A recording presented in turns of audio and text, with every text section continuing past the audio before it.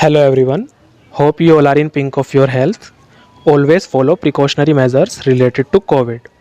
I am Akshay Sharma and in this video lecture we continue the topic potassium permanganate. In previous video we discussed its preparation and some chemical properties, and now we are continuing oxidizing properties for potassium permanganate. अब जो next property है oxidising property, वो most important property है, उसको ध्यान से समझना।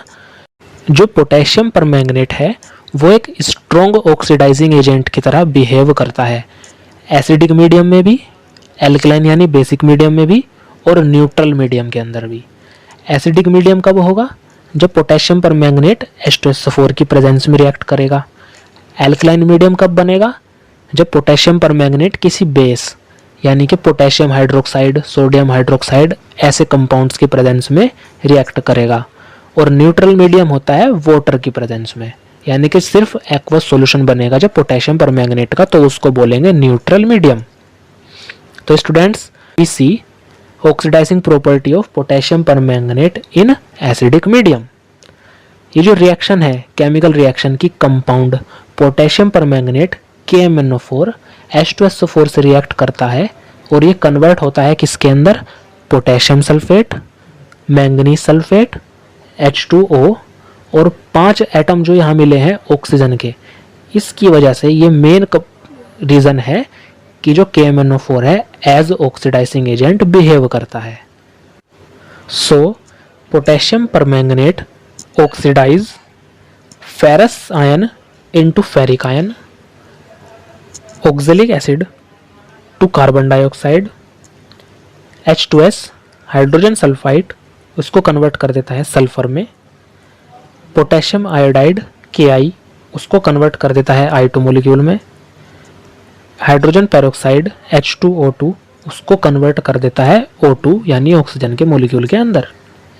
अब रिएक्शंस को केमिकल रिएक्शन की टर्म में समझ लेते हैं। So here we see chemical equation for ferrous sulphate changing to ferric sulphate. KMnO4 के 2 मोलिक्यूल 8 H2SO4 के मोलिक्यूल के साथ रिएक्ट करते हैं और 10 फेरस सल्फेट के मोलिक्यूल होंगे। ये केमिकल जो है कंबाइन होने के बाद पोटेशियम सल्फेट, मैंगनीज सल्फेट और 8 मोलिक्यूल बना लेंगे H2O के। पर यहाँ मेन क्या है समझने के लिए, 5 मोलिक्यूल बनेंगे Fe2SO4 का होल थ्राइस यानी कि फेरिक सल्फेट के अंदर। यहाँ जो ऑक्सीडेशन स्टेट है, अब इस रिएक्शन को हम समझते हैं आयनिक फॉर्म के अंदर। जो पोटेशियम परमैंगनेट है वो क्या गिवन करेगा सॉल्यूशन में? Permanganate ion MnO4 1 negative. H2SO4 से हमको मिलेंगे H पॉजिटिव आयन और FeSO4 फेरस सल्फेट से हमको मिलेंगे फेरस आयन Fe2 पॉजिटिव। और प्रोडक्ट साइड में हमको मिलेगा Mn2 positive, Fe3 positive ferric ion और 4 मोलिक्यूल H2O के। ठीक है ना। यहाँ पर MnO4 परमैंगनेट आयन में मैंगनीज की ऑक्सीडेशन स्टेट है +7 और प्रोडक्ट साइड में Mn2 पॉजिटिव में मैंगनीज की ऑक्सीडेशन हो गई +2। तो यहाँ पर मैंगनीज का रिडक्शन हुआ है। तो मैंगनीज का रिडक्शन हुआ यानी कि इसने किसी दूसरे कंपाउंड का ऑक्सीडेशन किया है, इसी वजह से ये क्या है? Oxidising agent. और ऑक्सीडेशन किसका हुआ है? फेरस आयन, जिसकी ऑक्सीडेशन स्टेट +2 है, वो कन्वर्ट हुआ फेरिक आयन जहाँ पर +3 ऑक्सीडेशन स्टेट है। तो स्टूडेंट्स क्लियर हुआ है। इसी तरीके से हम दूसरी रिएक्शन समझ सकते हैं, conversion of oxalic acid into CO2। Chemical equation के अंदर इसको देखा जाए, 2 मोलिक्यूल KMnO4 3 H2SO4 मोलिक्यूल की प्रेजेंस में 5 मोलिक्यूल ऑफ ऑक्जेलिक एसिड से रिएक्ट करते हैं। 2 कार्बोक्सिलिक एसिड डायरेक्ट लिंक होते हैं तो उसको बोलते हैं, कंपाउंड को बोलते हैं हम ऑक्जेलिक एसिड। ये किस चीज़ में कन्वर्ट हुए? पोटेशियम सल्फेट, मैंगनीज सल्फेट और H2O में। और जो मेन प्रोडक्ट है वो क्या हुआ? 10 मोलिक्यूल मिले हैं यहाँ पर CO2 कार्बन डाइऑक्साइड के। आयनिक फॉर्म में इस रिएक्शन को अगर देखेंगे तो क्या मिलेगा? पोटेशियम परमैंगनेट से मिले हमें MnO4 निगेटिव पर्पल कलर के permanganate ion, 16 H positive ion, 5 oxalate ion, oxalic acid से ऑक्जेलेट आयन C2O4 2 निगेटिव मिलता है। ये कन्वर्ट होते हैं कलरलेस सॉल्यूशन के अंदर, Mn2 पॉजिटिव H2O और 10 मोलिक्यूल ऑफ CO2। जो पर्पल सॉल्यूशन था वो कलरलेस हो जाता है। यहाँ पर फिर से वही हुआ, मैंगनीज का तो रिडक्शन हुआ +7 से +2 ऑक्सीडेशन स्टेट, पर जो ऑक्सिलेट आयन है वो CO2 के अंदर ऑक्सीडाइज हो गया। सिमिलरली जो सल्फाइड है यानी कि H2S हाइड्रोजन सल्फाइड का जो मोलिक्यूल है वो KMnO4 से रिएक्ट करने के बाद पोटेशियम सल्फेट, मैंगनीज सल्फेट और H2O में कन्वर्ट हो जाता है। और गिवन क्या होता है हमें, 5 सल्फर के मोलिक्यूल, या फिर इस तरीके से बोल सकते हैं 5 सल्फर के एटम। यहाँ पर जो H2S है आयनिक फॉर्म में ये हमको देगा सल्फाइड आयन S2 नेगेटिव, और जो सल्फर है वो न्यूट्रल है तो वहाँ पर ऑक्सीडेशन स्टेट क्या रहेगी सल्फर की 0। तो यहाँ पर ऑक्सीडेशन हुआ है सल्फाइड का इनटू सल्फर, -2 से ऑक्सीडेशन स्टेट चेंज हुई 0।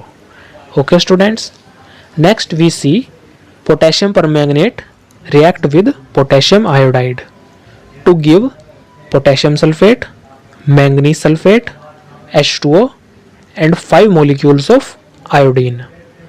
जो Ki पोटेशियम आयोडाइड है वो कन्वर्ट हुआ आयोडीन के अंदर।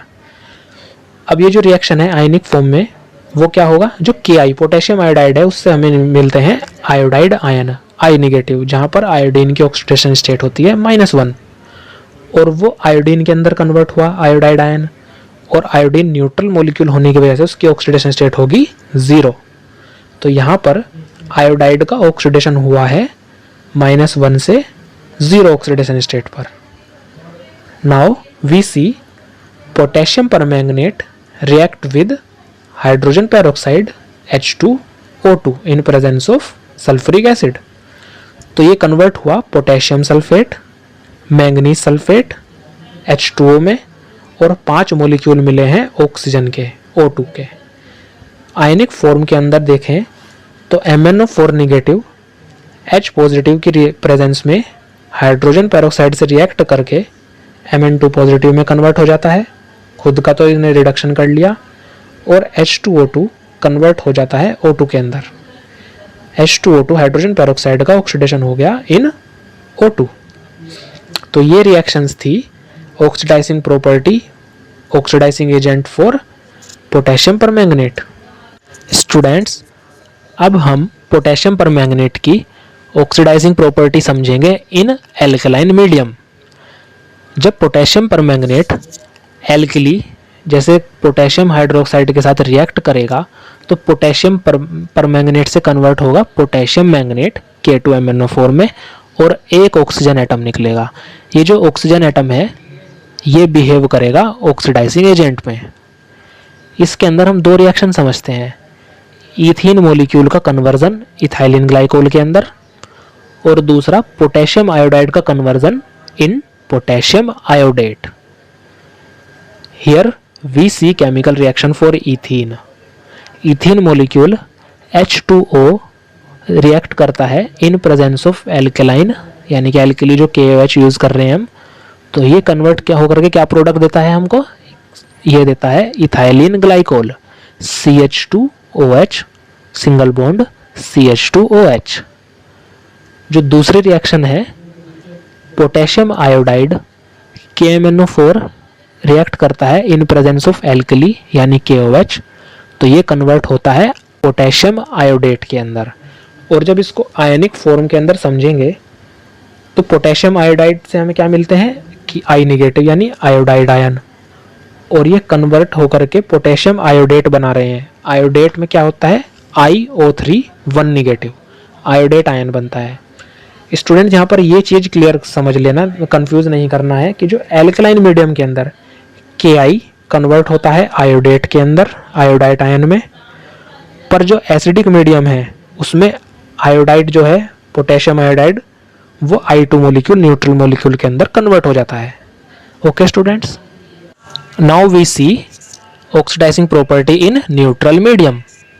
पोटेशियम परमैंगनेट वाटर के साथ एक्वस सॉल्यूशन बनाएगा और ऑक्सीजन रिलीज होंगे जो बिहेव करेंगे एज ऑक्सीडाइजिंग एजेंट।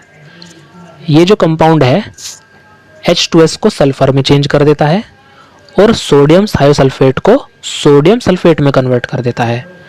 जो सोडियम थायोसल्फेट वाली रिएक्शन है वो इस तरीके से है, 8 मोलिक्यूल KMnO4 के रिएक्ट कर लेंगे 3 मोलिक्यूल ऑफ सोडियम थायोसल्फेट के साथ और कन्वर्ट होंगे sodium sulphate, potassium sulphate, MnO2 और KOH में।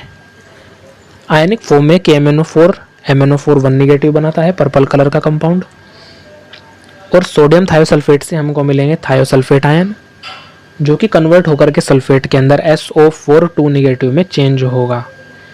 यहाँ पर हुआ ऑक्सीडेशन, थायोसल्फेट इनटू सल्फेट, और जो MnO4 निगेटिव से Mn की ऑक्सीडेशन स्टेट +7 है वो रिड्यूस होकर के +4 हो जाती है इन MnO2। So students, hope these properties are clear to you. Now we see uses of potassium permanganate. First use is in oxidation reduction titration for the estimation of ferrous salts, iodide salts, oxalic acid and hydrogen peroxide. जो oxidising properties थी acidic medium में, उसके अंदर हमने देखा ये oxidation कर देता है इनका सब कंपाउंड्स का, फेरस का, आयोडाइड का, ऑक्जेलिक का और हाइड्रोजन पेरोक्साइड का। जो दूसरा यूज है वो है एज डिसइंफेक्टेंट।